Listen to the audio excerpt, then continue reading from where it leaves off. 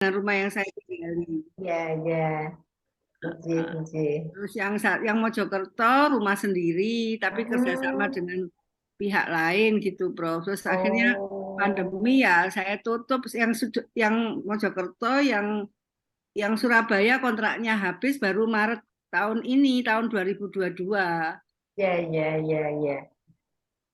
Wis Terus pokoknya tepatnya di jalan Manggis Tengah sekarang ini di wonten Pondok pundi? Chandra. Dalam Oh, Pondok Chandra. yang sekarang ini di Hmm, Pondok Chandra. Sama nggih. sama yang saya tinggali sama Prof di Manggis Tengah. Hmm, Cuman beda nggih. nomor, beda gang gitu aja. Nggih, nggih, nggih. Nah, saya nanti kayaknya perlu belajar sama Prof sesudah Zoom ini ya, Prof. Monggo. Nggih. Nggih, nanti kita sharing dengan teman-teman Ya, di lab school, monggo. oke. Kebetulan kami kan memang bukan sekolah inklusi, nggih, Hmm, tetapi hmm, ketika ada anak ABK kalau mendaftar itu ditolak kan juga oh, enggak etis, artinya kita harus memberikan layanan. Akhirnya saya melatih guru-guru dan orang tua supaya oh, bisa bersama-sama mendampingi putranya. oke. Ya, Prof. Maaf, Prof, ini sudah jam 19. Lanjut, monggo. Nggih. Mas Bayu, silakan Mas Bayu. Nggih, monggo. Mm-mm. Yuk sayang. Itu di mute, Nak. Ada Mama di situ sayang, Mas Bayu. Ada, ada. Oke, Ada. silakan. Bismillahirrahmanirrahim. Nggih. Assalamualaikum warahmatullahi wabarakatuh. Nama saya Bayu Haji Waalaikumsalam. Kusmayuda. Hmm. Bismillahirrahmanirrahim. Mm-mm. Assalamualaikum warahmatullahi wabarakatuh. Selamat Waalaikumsalam malam warahmatullahi kepada Bapak, wabarakatuh. para peserta Ya. Malam, Mas. kelas diskusi Akademi Ability yang diselenggarakan oleh Yayasan Publikasi ABK.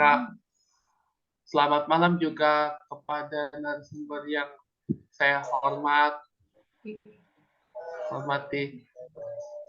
Sama-sama. Terima kasih kepada Harian Surya telah menilai di channel YouTube Harian Surya dan Tribun Jatim Official. Terima kasih yang banyak juga kepada teman-teman yang sudah meluangkan waktunya untuk mengikuti kelas diskusi akademi hari ini.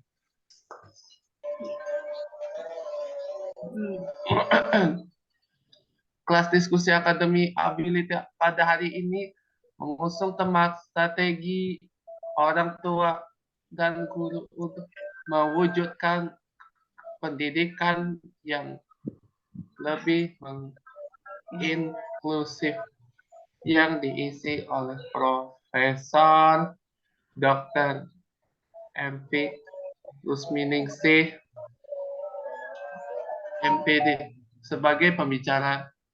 Beliau adalah dosen pasca sarjana UNESA dan mengajar juga mengujuk program doktor di sebagai PTN dan PTS.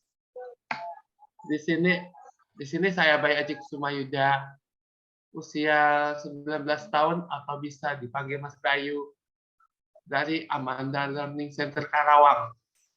Bertugas menjadi moderator yang akan memandu jalannya kelas diskusi Akademi Ability pada malam ini.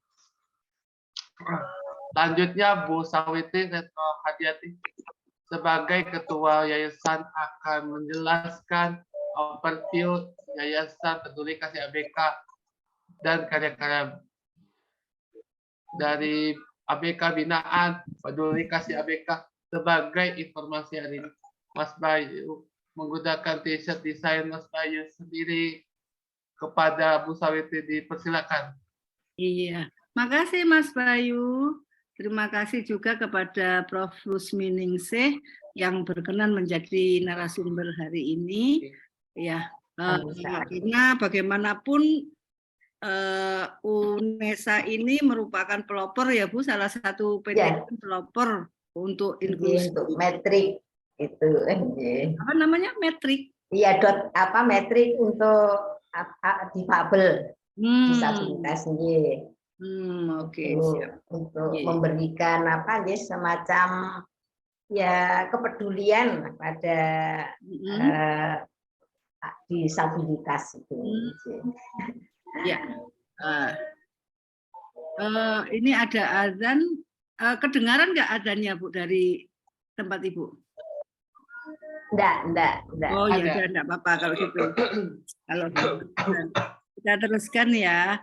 Karena materi ini dan juga pematerinya sangat ditunggu-tunggu ya, karena banyak juga pertanyaan dari yang daftar sehingga oh iya, terima kasih Bu Esti, ini salah satu muridnya Bu dari Amanda Learning Center. Nggih. Jadi saya ingin bercerita terlebih dahulu tentang Yayasan Peduli Kasih ABK itu apa, karena tak kenal maka tak sayang. Jadi kita itu mendirikan tahun 2012.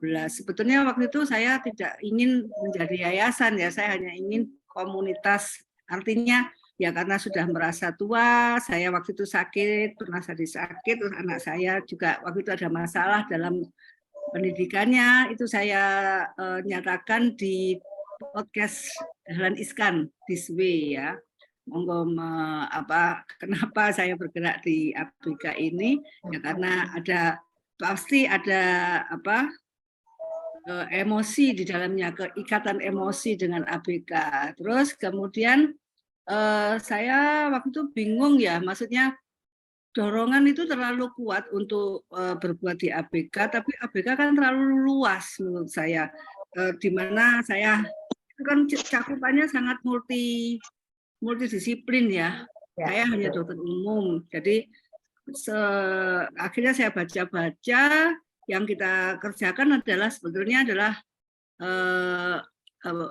rehabilitation berbasis masyarakat gitu kan.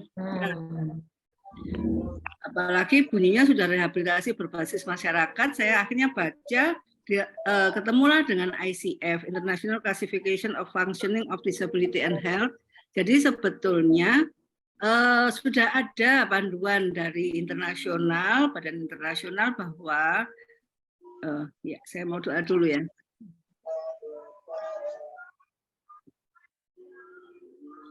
Maaf, saya tadi doa karena barusan mendengar adzan.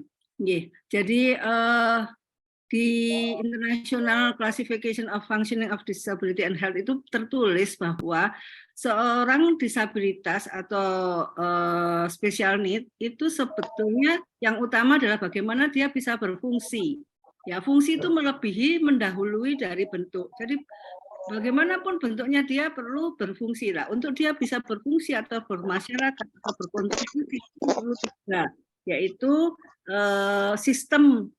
sistem apapun ya, sistem dalam tubuhnya atau struktur dalam tubuhnya maupun sistem yang ada di masyarakat atau di pemerintahan itu perlu diubah, ya kan? Yang kedua dan ketiga adalah yang bisa diinisiasi oleh masyarakat, yaitu bagaimana menciptakan lingkungan yang kondusif dengan anak-anak ini atau disabilitas ini bisa berpartisipasi dan bisa aktif. Makanya visi misi yayasan kita mengacu di situ. Jadi mendukung partisipasi ABK melaluinya. Jadi kultur kami selalu melibatkan orang tua dan masyarakat. Jadi misinya nomor 1 adalah bagaimana orang tua itu bisa menerima, akhirnya bisa mengamati anaknya dan bisa ada bonding dan akhirnya bisa mengoptimalkan potensi. Terus yang kedua adalah bagaimana masyarakat itu memahami dan bisa bantu. Sebenarnya inklusi itu kan saling bantu. Kalau saya selalu menyatakan bahwa inklusi itu yang diuntungkan bukan hanya ABK, tapi masyarakat semuanya. Karena sebetulnya disability kalau kita semua orang itu mempunyai resiko untuk disabilitas, baik karena usia, baik karena penyakit, kanker, trauma maupun lansianya usia ya dan sebagainya. Jadi dengan adanya Zoom ini kita mengadakan sosialisasi terhadap kepedulian terhadap ABK. Dan yang ketiga bagaimana mendukung partisipasi aktif dari ABK itu sendiri. Jadi karena menurut saya undang-undang sudah ada undang-undangnya nomor 8 tahun 2016. Jadi anak-anak ini perlu disiapkan. Jadi kami memberi kesempatan pada ABK yang terutama sudah bisa lancar baca dan bisa verbal terutama ya, itu untuk menjadi host. Dan alhamdulillah sekarang ini kami juga mengadakan yang bahasa Inggris. Jadi mereka yang jadi host ini kita leskan bahasa Inggris dengan Zoom tertutup. Jadi dengan guru yang memang insya Allah kompeten ya, yang beliau tinggal di London sekarang ini. Jadi tujuannya karena sekarang sudah banyak penawaran dari lembaga-lembaga yang mempunyai program beasiswa ke anak-anak disabilitas ini bisa ke luar negeri sekolah. Kita nggak mempersiapkan anak-anak ini nanti nggak dapat fasilitas itu. Jadi yang terakhir karena misi terakhir karena kita adalah terutama yang kurang mampu. Ini minta tolong ya yang tidak langsung ini. Jadi minta tolong ini Bu ya. Minta tolong di ya. Saya merasa terganggu soalnya. Halo. Saya nggak konsentrasi. Jadi karena kami kebanyakan adalah keluarga ABK menengah ke bawah, jadi kami tentu saja berupaya untuk meningkatkan kualitas hidup mereka, terutama dalam memberdayakan ekonomi keluarga seperti ini. Jadi kami tidak hanya menunggu ABK datang ke yayasan, tapi kami juga mengadakan kegiatan-kegiatan untuk mewujudkan masyarakat yang ramah ABK, terutama masyarakat yang di sekitar yayasan. Ya. Lanjut. Nah, ini ada foto-foto ya. Selanjutnya ini foto-foto kegiatan kami. Jadi kegiatan kami itu kami bagi dua. Ya, saya nyuntur dari puskesmas di dalam gedung dan di luar gedung. Kalau di dalam gedung kita bagi dua, kegiatan orang tua dan kegiatan ABK. Yang ABK kita beri kegiatan-kegiatan kreatif ya, karena kami sekarang izin operasionalnya menjadi lembaga pelatihan kerja, jadi terutama dengan 6 program, yaitu literasi, ya termasuk public speaking, bahasa Inggris juga ya, terus kemudian seni atau musik, terus kemudian ketiga adalah kuliner, fashion, bela diri, karena kami pengen ABK ini bisa terhindar dari bully, bisa tahu bully. Terus yang terakhir adalah multimedia termasuk fotografi. Terus kalau yang program orang tua adalah bagaimana orang tua bisa melanjutkan atau masih ada loh kerja-kerja yang perlu dilakukan untuk ABK di rumah, karena makanya orang tua perlu dibekali seperti itu ya, sama-sama belajar maksudnya. Terus kalau program yang di luar gedung tadi adalah penyuluhan-penyuluhan, kita mengadakan kerjasama dengan banyak pihak karena ini adalah kerja kolektif dan kerja maraton ya, nggak bisa pendek, pasti panjang waktunya. Jadi kita kerjasama dengan banyak pihak ya, seperti sekarang ini. Alhamdulillah dengan ada 2 media yang mereplay acara ini. Jadi saya berpikir bahwa media itu adalah amplifier, terutama isu-isu disabilitas ini kan isu penting tapi nggak dianggap penting gitu kan ya. Lanjut, ini adalah kegiatan-kegiatan kami terutama yang online ya. Kami tetap mengadakan offline tetap 3 kali kami upayakan seminggu, online-nya juga tetap 3 kali seminggu. Karena apa? Karena saya dulu adalah orang promosi kesehatan ya, jadi suatu kita mau berbuat baik itu harus lebih kenceng. Yang promosi ya maaf rokok dan sebagainya aja kenceng, masa yang seperti ini tidak kenceng gitu kan. Jadi kami melakukan ya selain Zoom kami melakukan festival atau lomba lah gitu ya.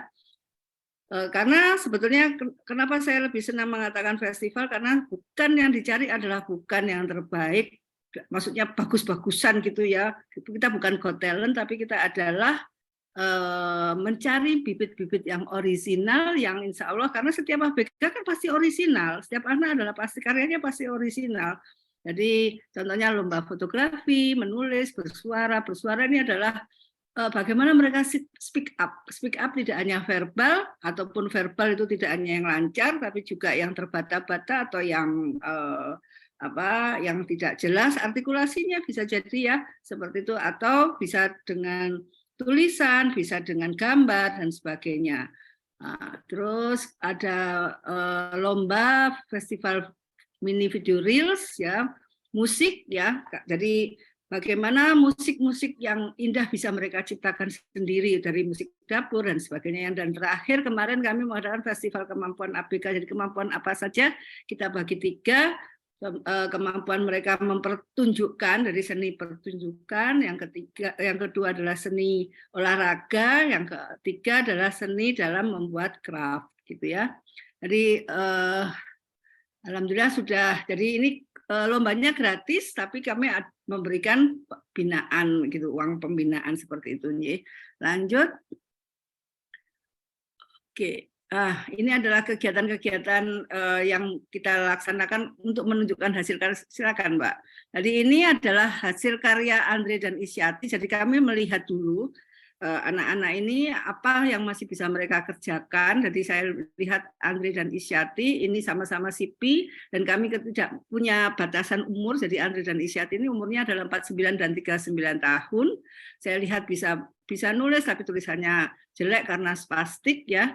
Kaku gitu ya, terus kita pinjami laptop, terus dia bisa nulis walaupun seperti Isyati nggak pernah belajar, nggak pernah sekolah, tapi dia punya keinginan yang kuat untuk belajar sehingga akhirnya dia bisa seperti itu ya. Dia memaksa orang tuanya saat dia kecil, dia memaksa orang tuanya untuk dia diajari buku-buku bekas dari kakaknya seperti itu. Akhirnya jadilah sebuah buku ya, walaupun kita bantu ya, maksudnya kita probing, kita gali lebih dalam si Andre dan Isyati ini untuk mengingat, atau kita tanya orang tuanya, kita kembalikan lagi ke Andre dan Isyati ini dan jadilah sebuah buku. Jadi silakan teman-teman untuk mengapresiasi harga bukunya 80.000 di luar ongkos kirim, dan ini bisa menjadi referensi ya bagi para pihak. Sekarang ini banyak yang ingin bantu tapi kadang takut atau khawatir orang tua itu akan tersinggung. Jadi ya walaupun dari 2 orang ini bisa menjadi referensi lah, apa sebetulnya yang mereka pikirkan, apa yang mereka khawatirkan, apa pengalaman-pengalaman hidup mereka seperti itu ya. Bisa pesan di nomor yang ada di tertera di flyer ini atau di IG @YPeduliKasihABK. Lanjut. Jadi yang tidak bisa apa-apa, kadang orang tua itu bilang aku tidak bisa apa-apa ya, kita tunjukkan bahwa ABK apapun mereka bisa berkarya asal co-creativity ya, bersama-sama, kreativitas bersama. Jadi ini seperti sarung bantal ini adalah lukisannya ya coret-coret gitu aja ya. Terus kemudian kita bersama dengan crafter kita minta orang tuanya untuk melihat, sama-sama melihat Pinterest kayak gitu ya. Terus akhirnya jadilah sebuah yang dipercantik bersama. Karena kita harus kalau menjual harus layak jual ya, bukan karena belas kasihan. Jadi jadilah karya-karya ini dan alhamdulillah kita mendapat juara 1 nasional dari UMKM disabilitas yang diselenggarakan oleh Permata Bank maupun Precious One ya, tahun 2021 kemarin. Dan silakan teman-teman untuk mengapresiasi karena ini adalah bisnis sosial yayasan ya. Bisa di nomor yang tertera atau lihat di IG @YPeduliKasihABK. Dan alhamdulillah selama bulan Desember ini setiap Sabtu Minggu, insya Allah Sabtu ini dan Minggu sekarang ini tanggal 31 Desember dan tanggal 1 kita masih diperpanjang lagi kontraknya dengan Sangrila. Kita pameran di situ, Bukalapak tentang kerajinan tangan ini. Jadi silakan teman-teman untuk melihat, tapi ya memang Sangrila Surabaya ya, jam 12 sampai jam 21 malam. Lanjut. Seperti sudah dinyatakan tadi, ini adalah lembaga pelatihan kerja. Tapi saya selalu meredefinisi, saya atur pada Dinas Tenaga Kerja bahwa yang disebut kerja di sini untuk disabilitas itu adalah kreativitas.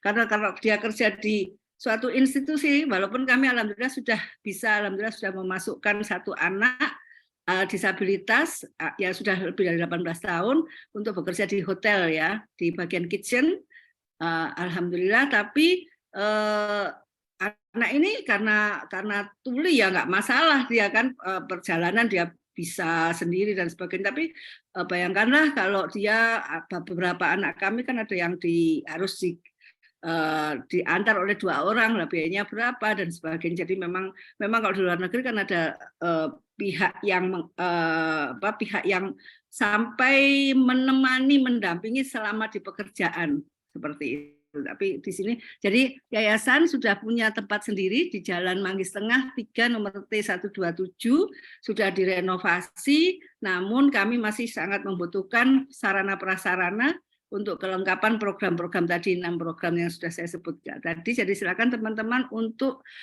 sama-sama karena ini kan ini adalah program kolektif gitu ya. Jadi silakan monggo mampir di Pondok Chandra tersebut ya, atau bisa ada nomor rekening yayasan ya. Lanjut.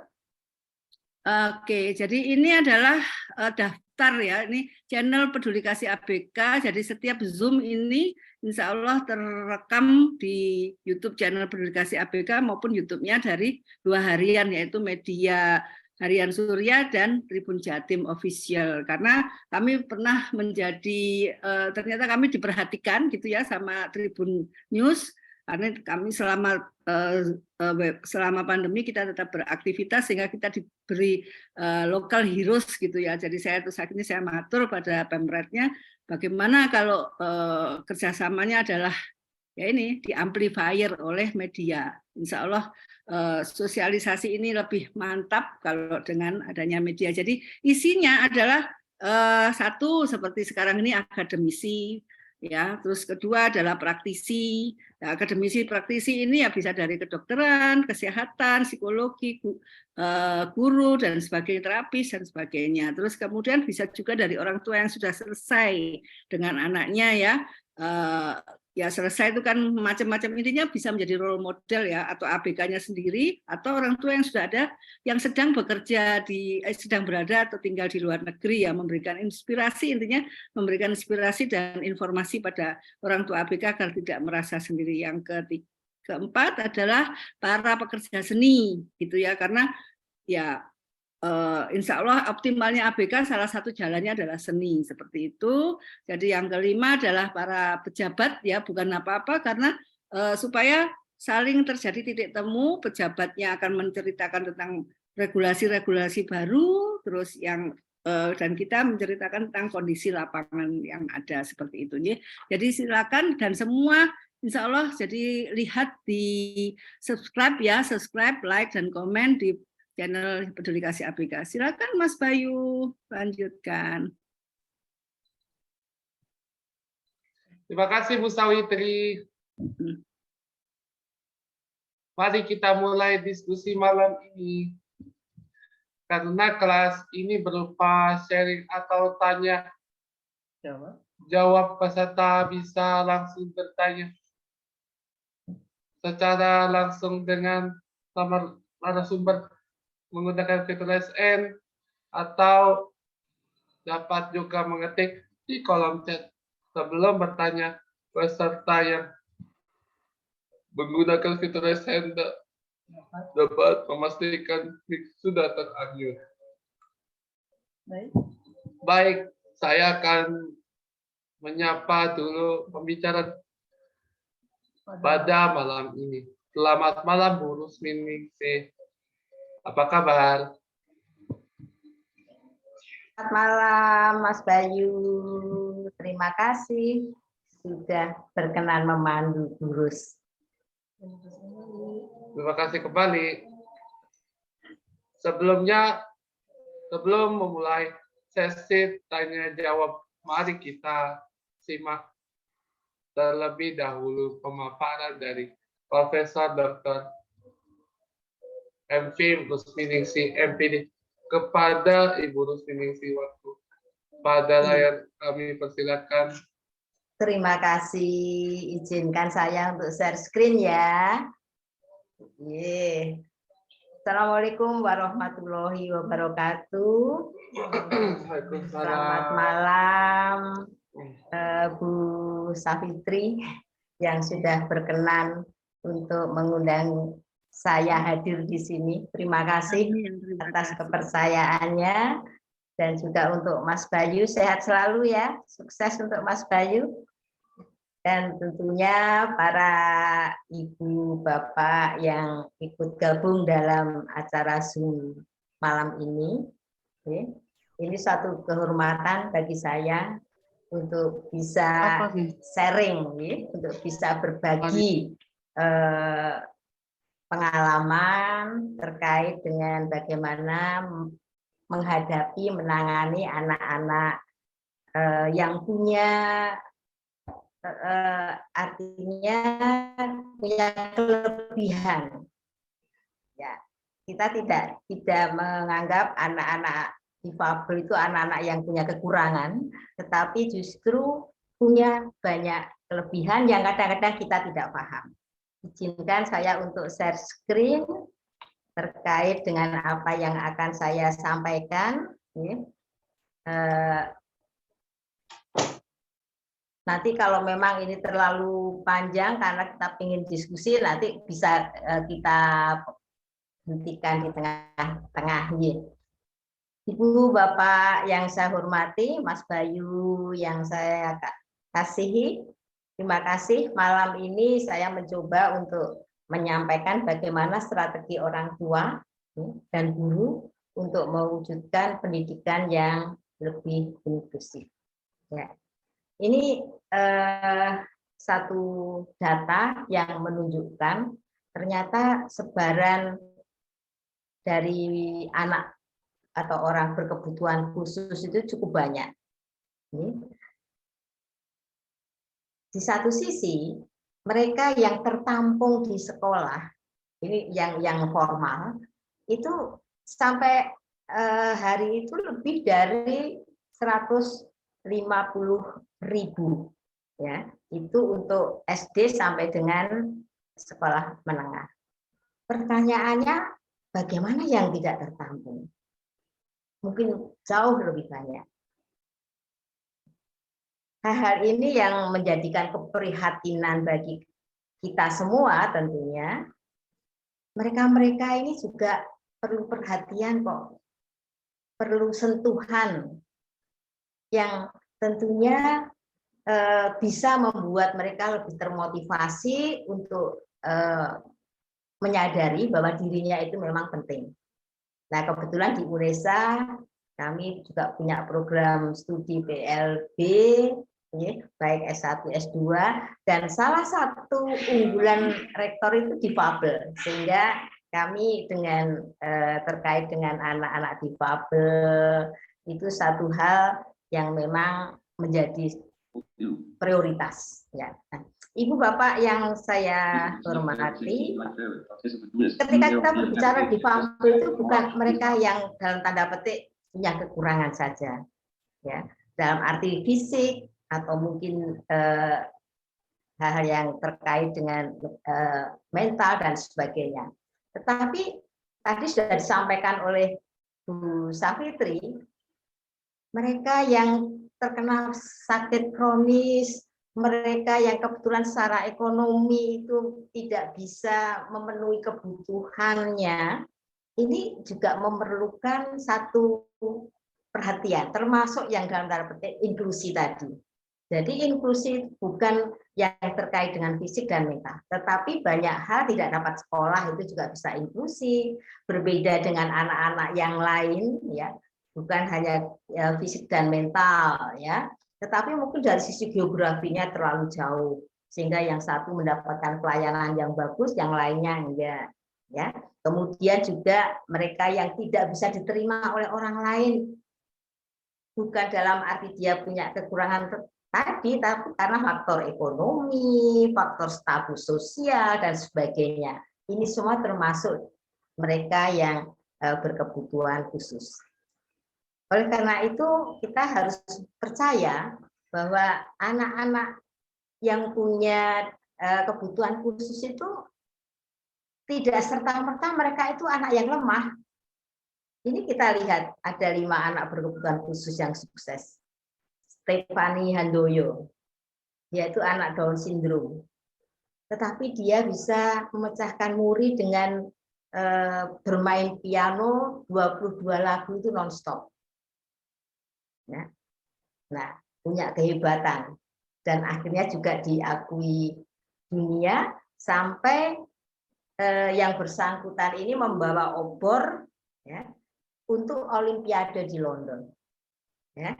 Nah, kemudian ada Riveria Novitasari. Dia juga anak Down syndrome. Dia itu perenang 100 meter dan mendapatkan medali perunggu di Australia. Ada Habibi Absyah. Dia marketing secara online yang ternyata juga penghasilannya jauh lebih besar dari kita yang dalam secara fisik mungkin lebih baik gitu. Nah, kemudian ada Ade Wonder Irawan, dia itu pianis ya, dengan tunanetra tetapi bisa menjadi pianis andal. Lagi ada Raffi ya, Abdul Rahman Ridwan, dia adalah desainer cilik yang karyanya diakui sampai di luar negeri. Nah, inilah yang kadang-kadang bakat ya, potensi yang ada pada anak-anak ABK ini tidak kita ketahui. Nah, oleh karena itu, bagaimana kita menghadapi yang seperti itu? Ibu Bapak yang saya hormati, saya percaya bahwa inklusi itu tadi diharapkan bisa mengakomodasi. Ya, pendidikan inklusi itu bisa mengakomodasi semua kekhususan, ya, tanpa melihat ya perbedaan-perbedaan. Semua yang memerlukan harus kita layani, baik itu status sosial, gender, dari sisi etnis, budaya, ya, supaya mereka itu mendapatkan pendidikan yang ideal. Nah, di dalam pendidikan inklusi ini harapannya itu di sana muncul sekolah ramah anak, ramah pembelajaran, menuju pada sekolah yang ideal untuk mereka. Ya. Sehingga di sini bagaimana anak-anak tadi mendapatkan pelayanan pendidikan dengan baik dalam kondisi sekolah yang ramah, aman, bersih, sehat, ya. Dan itu akan menjadi sport dalam rangka perkembangan fisiknya, kognisinya, psikososialnya, ya. Ini sangat diperlukan. Saya percaya orang tua pasti menginginkan putra-putrinya yang terbaik. Cuman masalahnya apakah semua orang tua ini sudah bisa memahami kebutuhan para putra-putrinya ini. Nah, oleh karena itu kita harus bisa memberikan tempat yang cocok bagi anak-anak kita yang termasuk ABK ini untuk mendapatkan layanan yang terbaik. Tentunya adalah sekolah-sekolah yang memenuhi syarat. Ibu Bapak yang saya hormati, ketika kita berbicara tentang sekolah inklusi, ya bagaimana kita bisa memenuhi ya kebutuhan dalam rangka untuk memberikan ya menghormati anak-anak kita ya, supaya dia bisa mendapatkan yang baik. Ada pemerataan pendidikan di sana. Selain itu juga untuk memberikan dukungan sosial bagi kehidupan mereka. Ini yang diharapkan terjadi pada sekolah inklusi. Ya, jadi tidak ada lagi hal-hal yang perlakuan yang berbeda antara satu dengan yang lain. Nah, ada satu hal yang harus kita perhatikan, peran guru itu sangat penting. Ini yang kami lakukan di UNESA, kebetulan kami punya namanya lab school. Lab school itu mulai dari TK sampai dengan SMA, SM, yang jumlahnya ada 9 satuan. Kami menerima anak-anak yang berkebutuhan khusus, tapi kita sekolah kami bukan sekolah inklusi. Ya. Untuk melayani mereka terpaksa dari UNESA, saya mencoba berkoordinasi dengan dosen-dosen SLB untuk melatih orang tua murid yang kebetulan putranya ABK, termasuk guru-guru kelas yang di tempatnya ada anak-anak ABK, supaya nanti terjadi sinergi antara orang tua dan guru di dalam menangani putra-putrinya. Ya. Karena terus terang saja saya melihat beberapa kasus, ya, ternyata anak-anak ini kadang-kadang tanpa sepengetahuan guru agak, ya, karena mungkin emosinya agak tersentuh, kemudian menjahili temannya sampai akhirnya timbul konflik, orang tuanya ngelabrak. Itu hal yang terjadi ketika orang tua juga tidak memahami, guru sendiri tidak memahami bagaimana kondisi anak, ya, yang ini akhirnya terjadi saling bullying di antara anak. Nah, itu jangan sampai terjadi.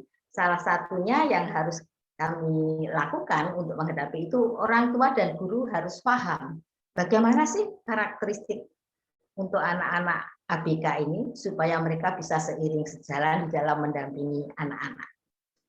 Ibu Bapak yang saya hormati, nah ketika kita melihat seperti pendidikan inklusi, di situ ada guru kelas, ada guru pendamping mereka, ya.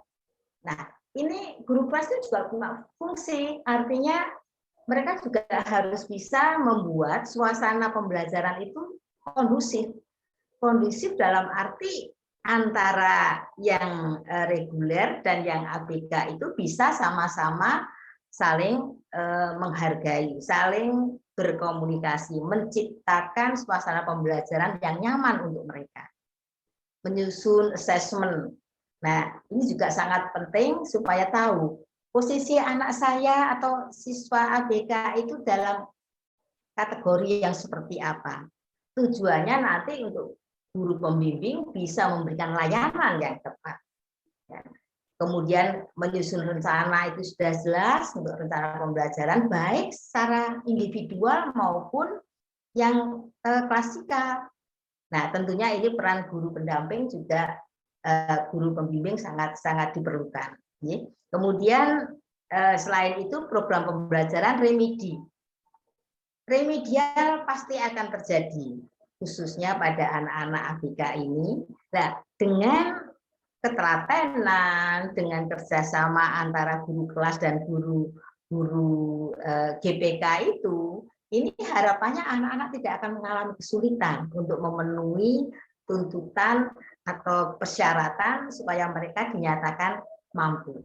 Saya percaya kalau anak-anak ABK itu tidak atau mungkin tidak bisa dibuat standar yang sama dengan anak-anak yang tidak ABK. Nah, pasti mereka punya satu ukuran tersendiri. Mereka bisa ngurus badannya sendiri, dirinya sendiri itu sudah hebat kok. Jangan terlalu berharap terlalu tinggi, apalagi sama dengan anak-anak yang lain. Nah, ini guru harus paham, orang tua juga harus paham. Jadi kalau anak-anak ABK itu dituntut sama dengan yang lain, nah itu yang kurang tepat. Nah, Ibu Bapak yang saya hormati, bagi kondisi inklusi ini, guru pun itu sebenarnya punya manfaat. Ya, ketika bertugas melaksanakan di kelas yang inklusi ini, mereka akan belajar ya, bagaimana bisa memahami anak-anak yang punya kelebihan tadi, punya kekhususan tadi. Nah, selain itu juga bisa membangun pengetahuan karena menghadapi anak dengan berbagai kebutuhannya dan berbagai kondisinya itu kalau tidak sabar, wah bisa stres sendiri. Nah, itu melatih diri untuk selalu sabar, untuk bisa memahami kondisi yang ada supaya guru-guru ini pun juga bisa melaksanakan tugasnya dengan baik.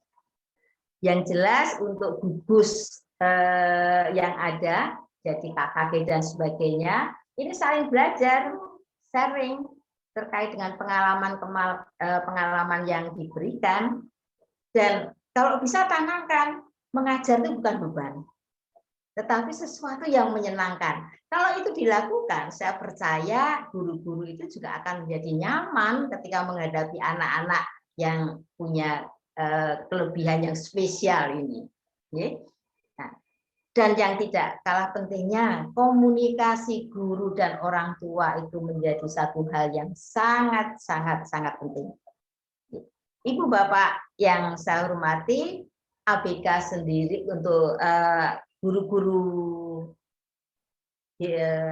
pendamping khusus, ya, ini punya fungsi bagaimana ketika dia harus berkaitan atau berhadapan dengan anak-anak ABK, maka tugasnya adalah mendampingi mereka, memberikan fasilitas layanan di dalam pendidikan atau pembelajaran, dan menyediakan layanan konsultasi khususnya kalau memerlukan anak-anak ini memerlukan bimbingan, memberikan konsultasi karena ada masalah-masalah yang dihadapi. Ya. Sebagai contoh ini, saya melihat sendiri ada salah satu anak yang dijaili ini anak yang ABK, yang menjaili ini anak yang tidak. Cuman setelah saya amati, mungkin anak yang menjahili ini justru mereka juga dalam tanda petik ada unsur ABK-nya, ya. Nah, salah satu yang saya sarankan kepada orang tuanya, ya kebetulan di tempat kami juga ada jurusan psikologi.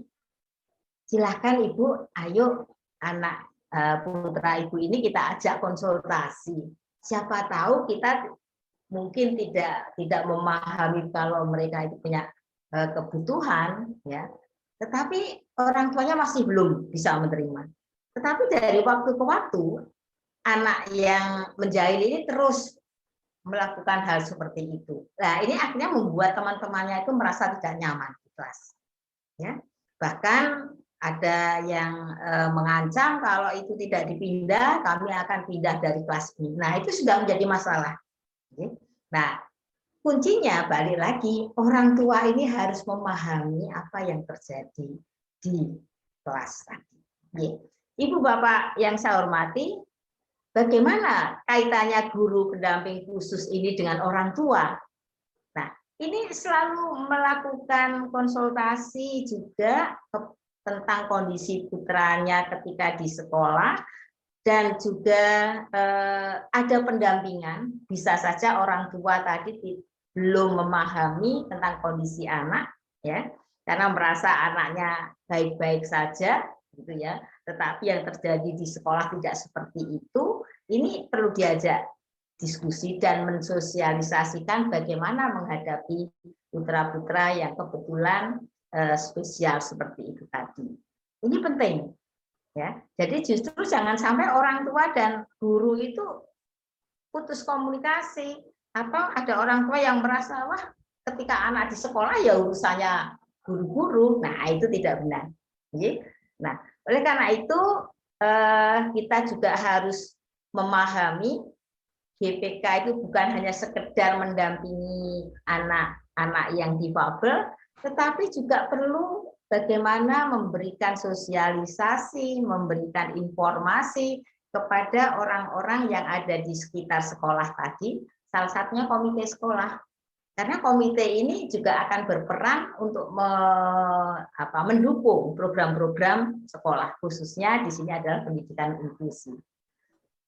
Saya percaya Bu Safiti ini orang hebat, yang karena keinginannya sendiri akhirnya menjadikan satu lembaga yang bisa memfasilitasi seperti itu. Saya ingat kebetulan keponakan saya itu satu lulusan psikologi, satu lulusan BK, yang karena dia juga kaitannya dengan inklusi. Pernah ada orang tua daripada putranya itu disekolahkan, dia mengumpulkan beberapa orang tua, kemudian keponakan saya yang kedua ini diminta untuk memberikan semacam terapis, ya, semacam untuk ini. Ya, alhamdulillah dari yang semula hanya 2 orang, 5 orang, akhirnya beberapa orang. Nah, kalau banyak orang tua yang peduli seperti itu, hebat sekali anak-anak yang ABK ini tadi pasti akan mendapatkan pelayanan yang terbaik dan bisa berprestasi seperti 5 anak ABK yang sukses tadi. Nah, Ibu Bapak yang saya hormati, nah, ketika kita di sekolah, GPRK ini juga harus berkomunikasi dengan guru-guru yang reguler.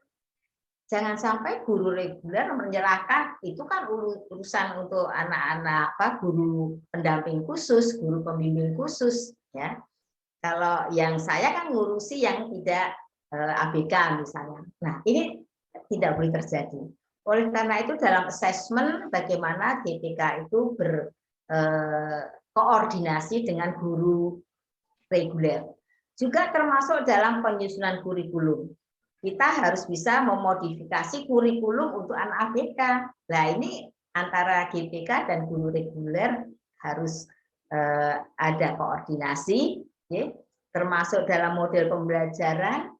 Jangan disamakan antara anak yang bukan ABK dengan yang ABK. Karena sudah yang jelas memerlukan layanan khusus, memerlukan pendidikan yang khusus, ya, termasuk juga pengelolaan kelas. Ini tidak bisa dicampur jadi satu karena bisa saja mereka membutuhkan satu perhatian yang lebih, sedangkan yang lain tidak. Nah, dan bagaimana di dalam sistem penilaian. Tadi sudah saya sampaikan kalau orang tua, guru menuntut sama prestasinya dengan mereka-mereka yang bukan ABK itu sudah kurang tepat. Nah, Ibu Bapak yang saya hormati, yang jelas peserta didik sendiri kalau kita punya putra-putri yang kebetulan ABK, kebetulan orang tuanya juga memahami tentang kondisi anaknya dan anak ini dibawa ke tempat yang tepat seperti pendidikan inklusi, saya percaya di situ akan timbul rasa percaya diri. Harga diri anak akan timbul. Justru jangan sampai terjadi ketika ada putra-putri kita itu yang ABK malah disembunyikan.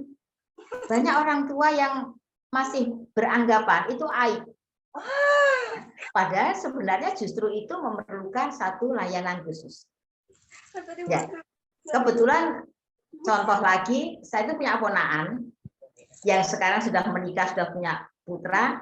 Dia ketahuan kalau tuli, ya, tuli itu setelah kelas 2 SD dan itu bersamaan di satu kelas dengan adiknya. Itu baru ketahuan kalau kakaknya ini ternyata tuli. Nah, akhirnya setelah itu orang tuanya untungnya paham, langsung dipindahkan sekolahnya ke sekolah yang memberikan SLB tadi.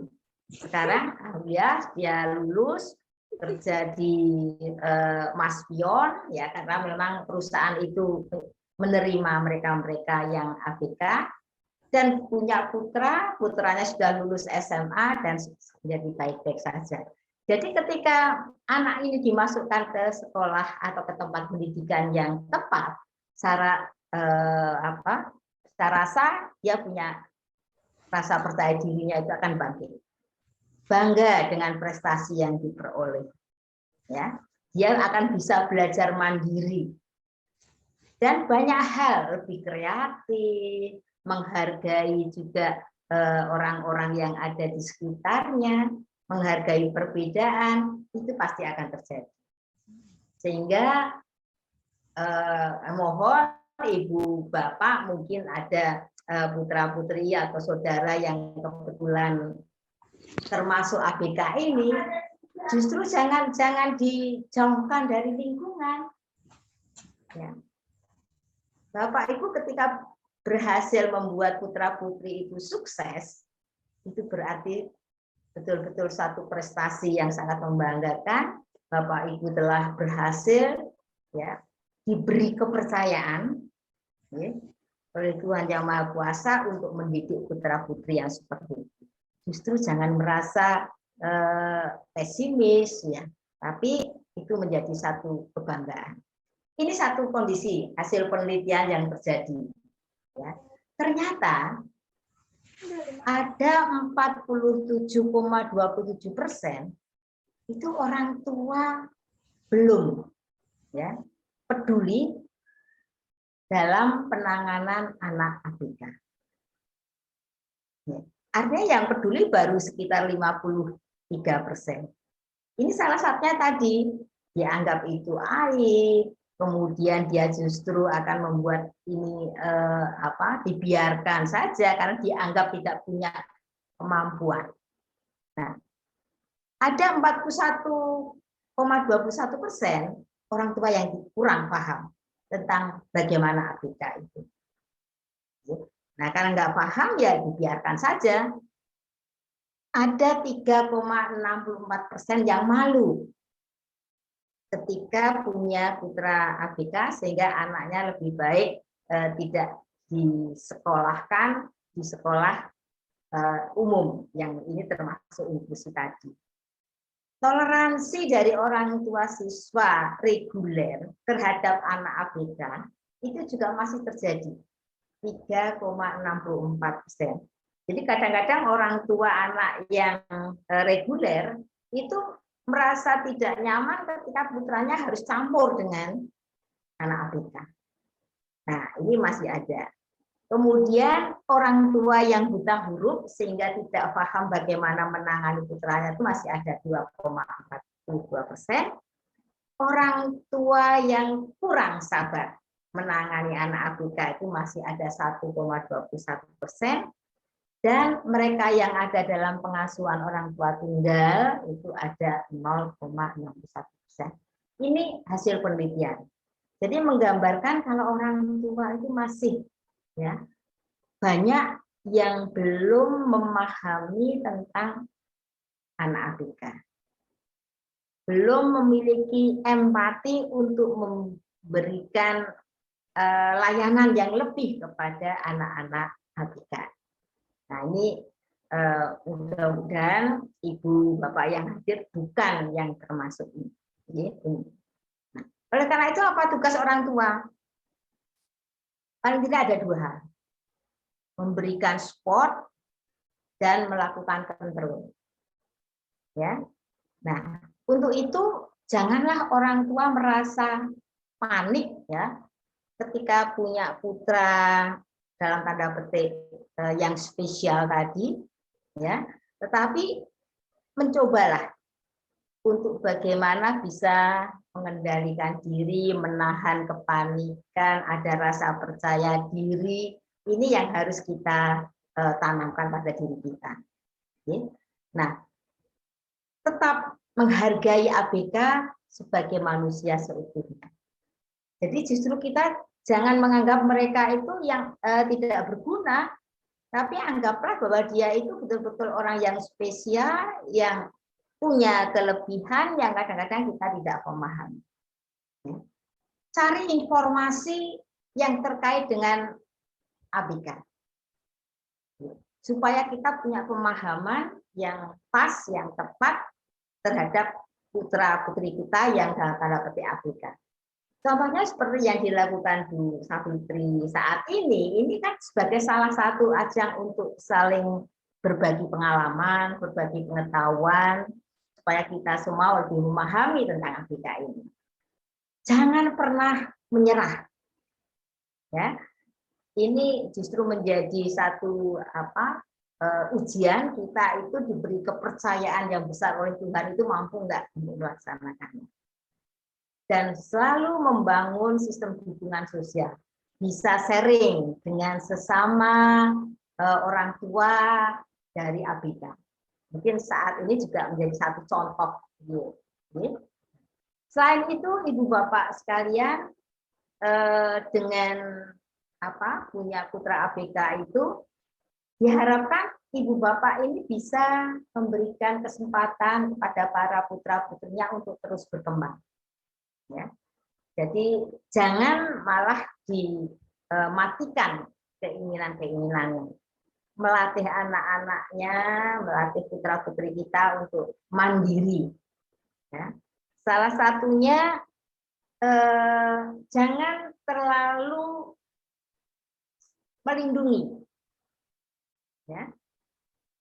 Ketika saya melihat ponakan yang nangani autis tadi, kebetulan juga masih ada saudara di situ yang anaknya autis, itu sampai begini, Mbak, kalau nanti saya lupa namanya, anak ini nangis, kemudian Mbak ikut langsung iba dan menolong dia, aku sudah tidak mau lagi untuk melakukan terapi karena itu masih saudara. Karena memang harus tega dalam arti untuk kebaikan tadi. Selalu memberikan stimulasi kepada para putra putri kita, ya, supaya bisa memberikan hasil yang optimal dan menggali atau mengembangkan potensi yang dimiliki anak. Ini yang perlu kita lakukan.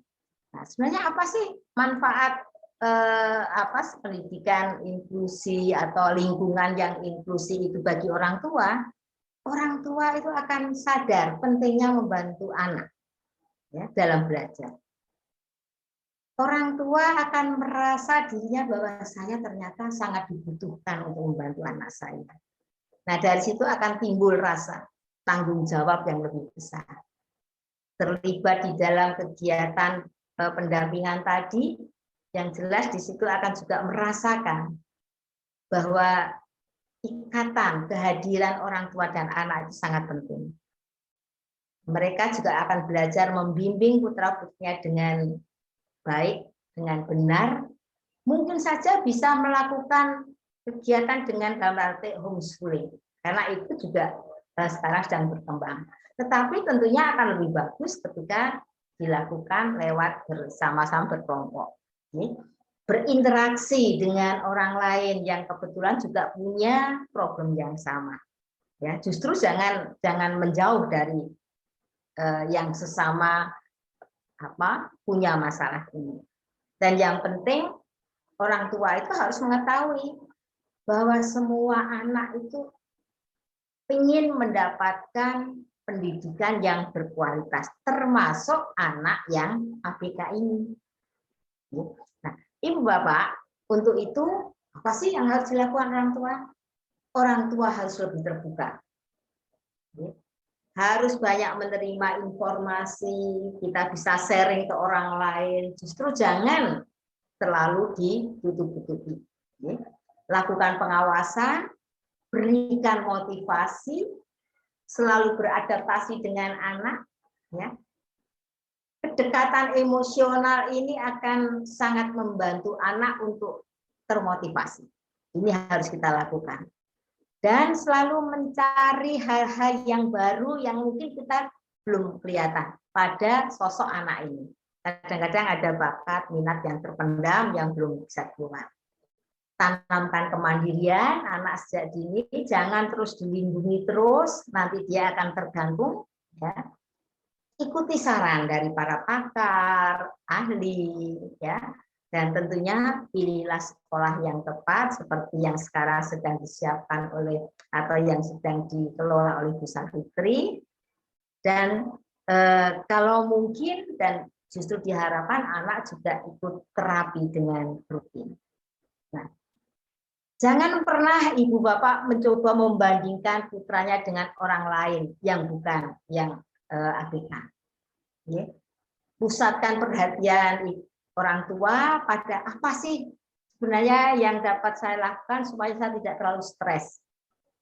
Kadang-kadang orang tua juga gampang sekali untuk stres ketika menghadapi hal-hal yang berbeda pada putranya. Ya.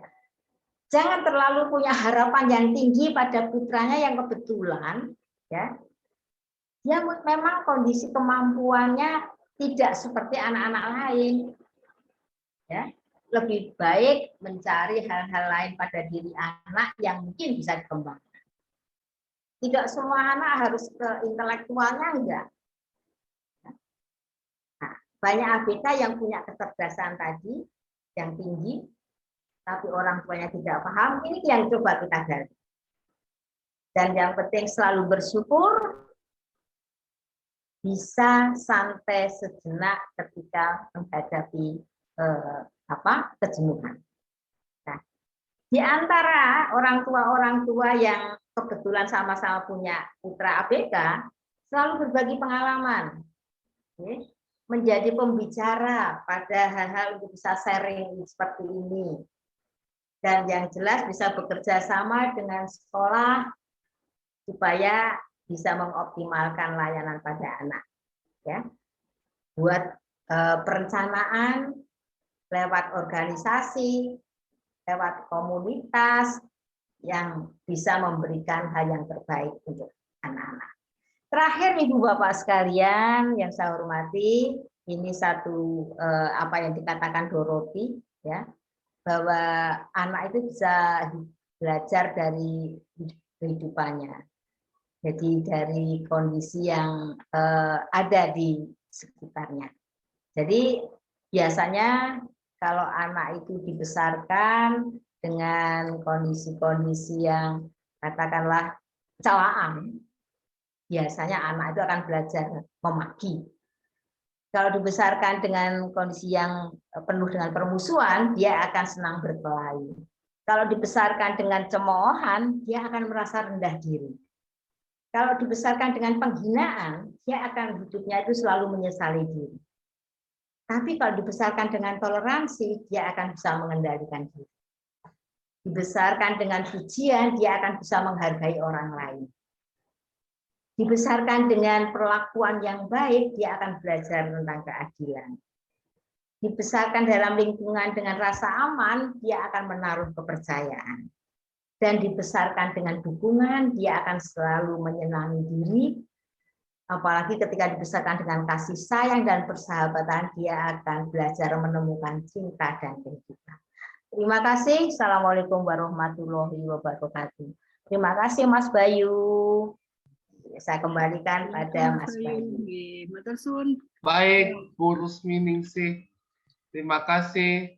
Sama-sama. Pemaparan selanjutnya, Mas Bayu akan membacakan pertanyaan dari peserta kelas diskusi malam ini. Gimana Mas Bayu? Pertanyaannya? Izin saya share pertanyaan yang masuk dari form pendaftaran. Bagaimana cara yang efektif dari chat ya? untuk pendekatan kepada anak yang ABK terutama autis. Ya, saya coba ini yang nanti yang lain mungkin bisa Fitri ya, karena terkait dengan pendaftaran dan sebagainya. Tetapi yang terkait dengan penanganan anak misalnya di sini. Bagaimana cara yang efektif untuk pendekatan anak yang ABK terutama autis? Jadi memang anak autis itu kan salah satu cirinya itu dia kurang bisa fokus pada satu aktivitas. Ya. Nah, apa yang kita lakukan kepada mereka ini tidak bisa dalam waktu singkat langsung bisa berubah.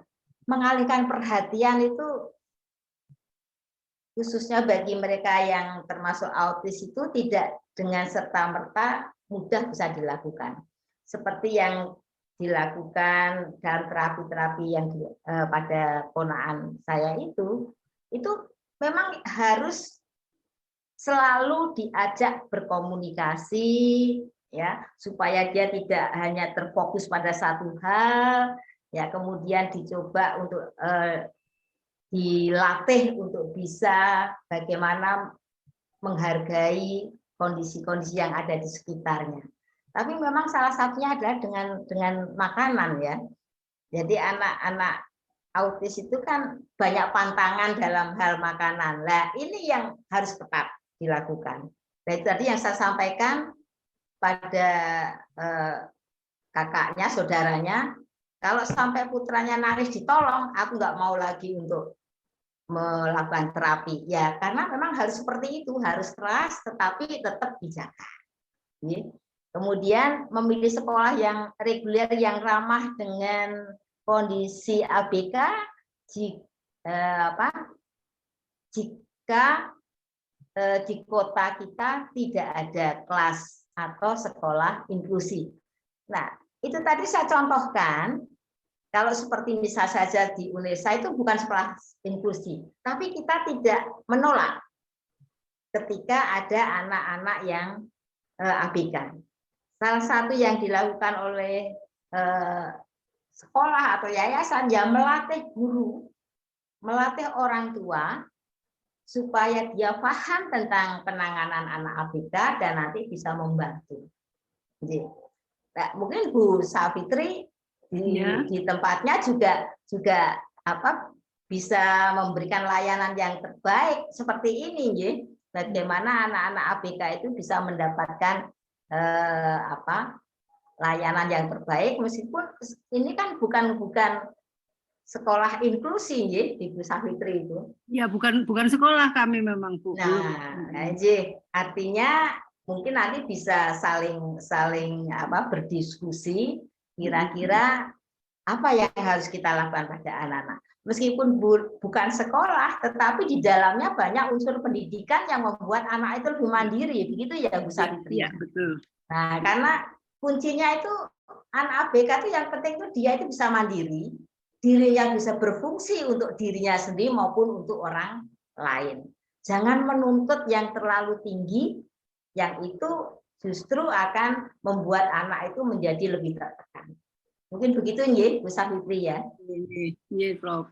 Nah, kemudian ini ada lagi pertanyaan yang terkait inklusi yang bagaimana kalau antar masyarakat masih awam dengan perbedaan atau setara. Karena sebagian masyarakat belum tahu harkat seseorang yang belum berdaya. Nah, ini juga satu hal yang bagus. Saya percaya ini pertanyaan dari admin yayasan, ya. Dari yang daftar, Prof. Yang daftar kan. Gitu. Ya. Artinya justru kesempatan seperti ini, kalau orang tua yang kebetulan punya putra dalam tanda petik yang punya spesialis need tadi, ini harus banyak mencari informasi. Tadi sudah saya sampaikan, mencari informasi, diskusi, membaca buku, ikut seminar, tentang bagaimana menangani putra yang spesial tadi. Saya memberikan apresiasi pada Bu Safitri yang sudah melakukan kegiatan seperti ini. Ini kan juga salah satu cara untuk mensosialisasikan pentingnya memberikan pelayanan kepada anak-anak yang spesial tadi. Justru jangan malah dijauhkan dari lingkungan anak-anak yang spesial itu tadi. Nah, ini nanti saya percaya tadi programnya sudah banyak, tinggal bagaimana ibu bapak orang tua ini bisa merespon apa yang sudah diberikan oleh Yayasan Peduli Kasih ini, salah satunya. Nah, ini kemudian ada lagi, apakah anak ABK yang mengenyam pendidikan pada sekolah inklusi tetap dapat naik kelas meski di akademik tertinggal? Kan standarnya anak-anak ABK berbeda dengan yang reguler. Jadi artinya mereka akan diberikan kesempatan untuk itu. Tadi kuncinya ABK itu kan bisa mandiri, berfungsi bagi dirinya, lebih-lebih bagi orang-orang di sekitarnya. Jadi tuntutannya tidak seperti anak-anak yang reguler. Justru mereka terus diberikan motivasi, kan ada remedial juga. Nah, fungsi dari guru BPK, dari BK, memberikan remedi sehingga tidak ada istilah tidak naik kelas untuk mereka, tetapi terus diberikan remedial teaching-nya.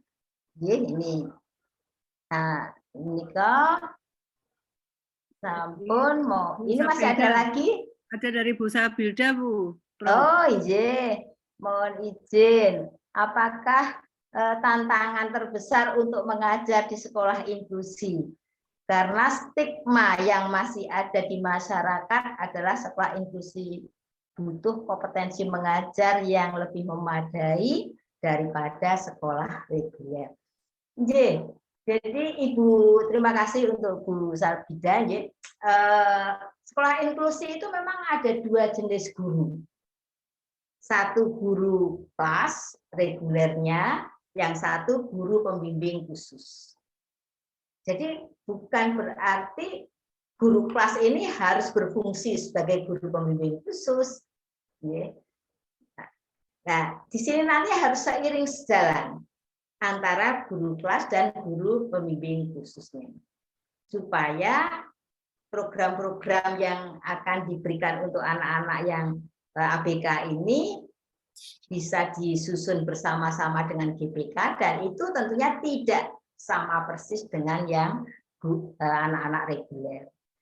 Sehingga kalau dikatakan di sini butuh kompetensi mengajar yang lebih, ya, itu memang iya, tetapi justru ketika ada guru pembimbing khusus, tugas guru ini bisa lebih diringankan.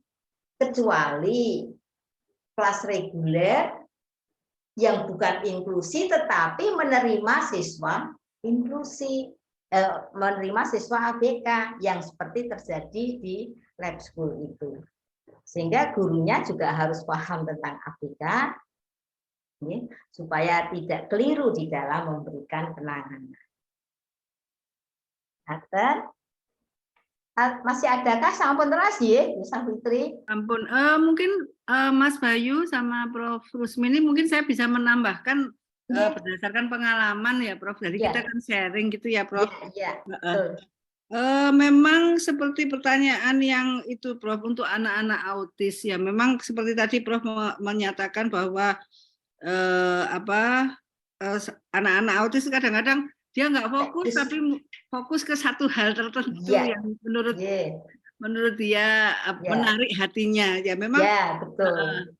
Memang sudah banyak metode, tapi kadang kan metode belum tentu cocok dengan karakter yang berbeda pada anaknya. Iya, betul.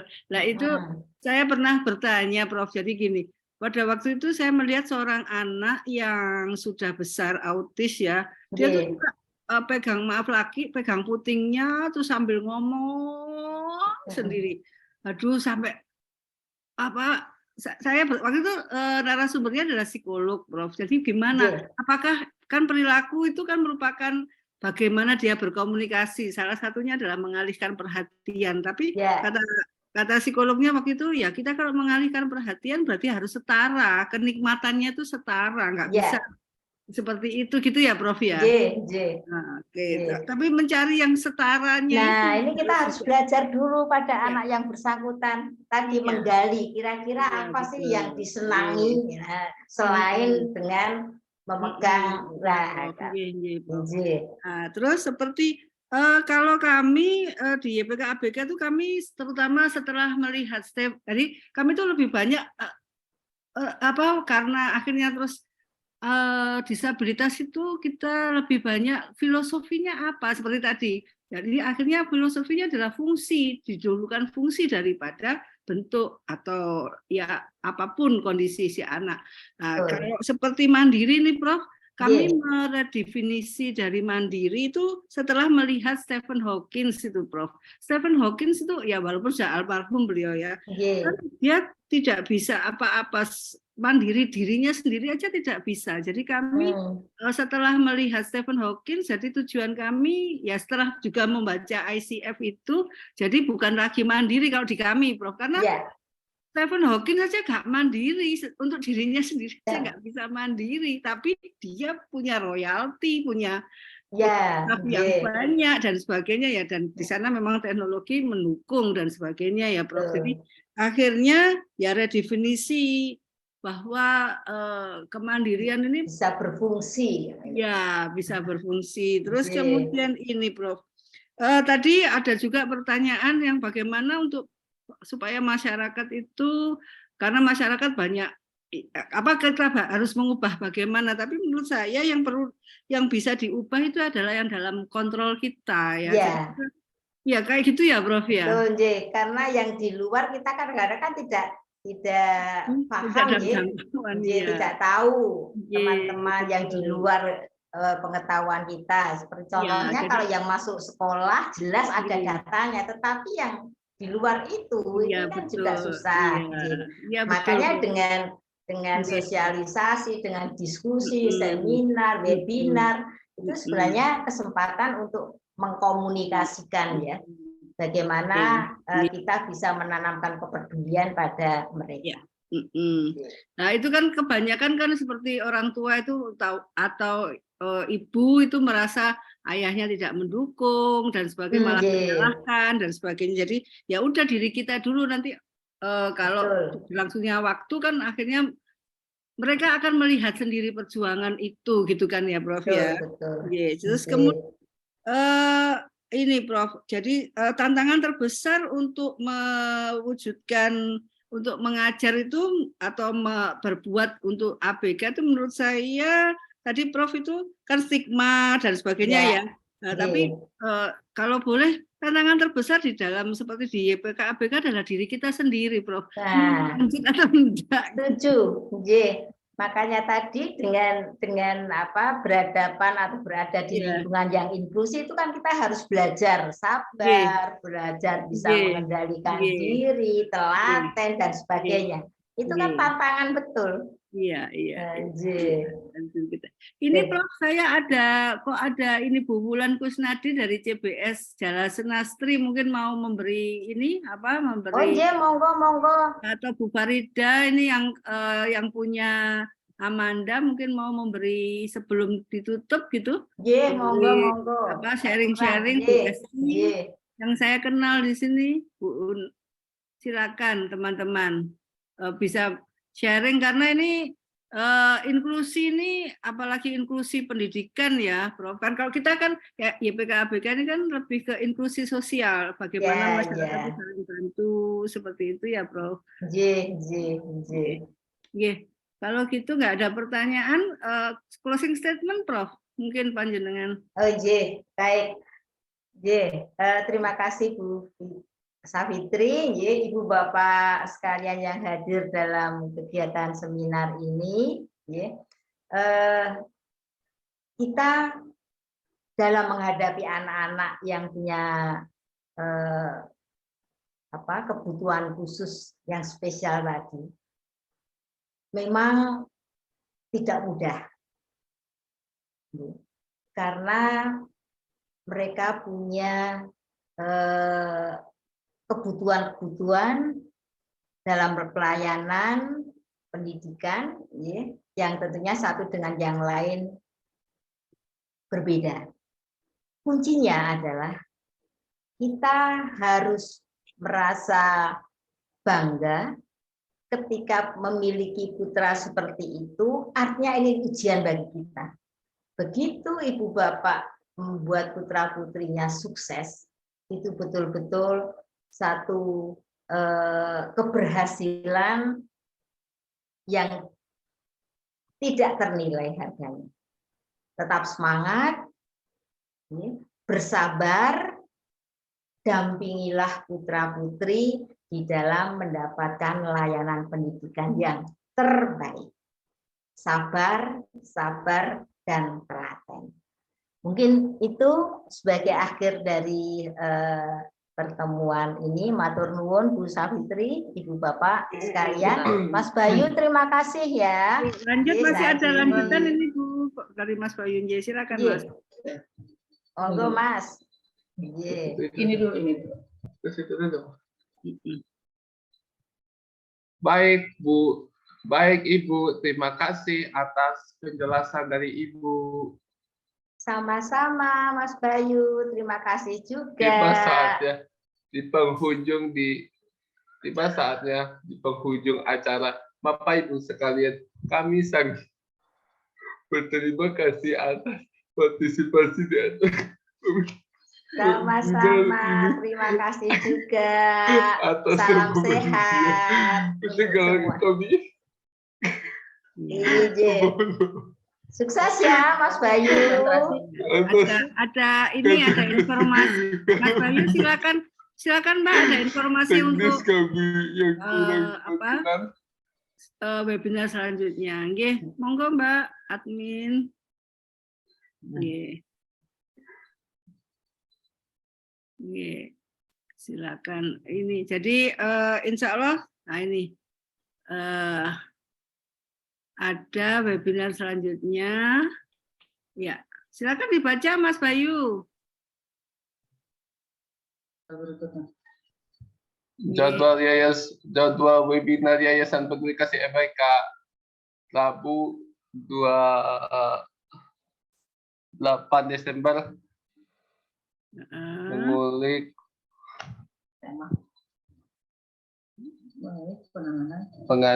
penanganan ABK di Qatar. Arin Suwondo, ibu dari ABK Cerebral Palsy yang berdomisili di Qatar. Baik sekali. Terima kasih. Nggih. Ditutup nggih. Terima kasih saya Mas Bayu dan ini kami tim dari YPK ABK maupun dari Amanda ini ya mengucapkan terima kasih kepada Prof. Rusminingsih. Mudah-mudahan kerjasama ini nggak berakhir di sini saja ya Prof. Saya senang sekali bisa sharing dengan panjenengan semua. Monggo nanti kapan kita bisa berdiskusi. Ya, dan mungkin teman-teman atau anak-anak mahasiswa PLB kan bisa juga nanti sekali waktu magang di sana. Iya, Prof. Alhamdulillah. Sangat kita tunggu. Matur nuwun sangat ngapunten Prof. Kalau ada salah-salah kata, mohon maaf. Terima kasih. Sukses untuk semuanya. Saya akhiri. Assalamualaikum warahmatullahi wabarakatuh. Matur suwun, Prof. Selamat berlibur. Terima kasih, Matur nuwun sedaya.